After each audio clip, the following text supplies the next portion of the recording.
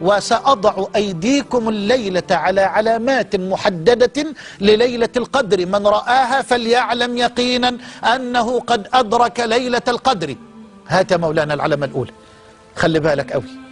العلامة الأولى من علامات ليلة القدر، انظر إلى القمر. طبعا الليالي دي مش ليالي قمرية، الليالي العشر الأخيرة ليست ليالي قمرية، يعني القمر فيها ضعيف وصغير، ليس بدرا، ليس كمالا، ليس تماما. طيب، لكن انظر في هذه الليالي الوترية إلى القمر. روى الإمام مسلم في صحيحه من حديث أبي هريرة رضي الله عنه، قال أبو هريرة: تذاكرنا ليلة القدر عند رسول الله صلى الله عليه وسلم. قعدنا نتكلم في ليلة القدر وعلامات ليلة القدر ومتى تكون ليلة القدر. تذاكرنا ليلة القدر عند رسول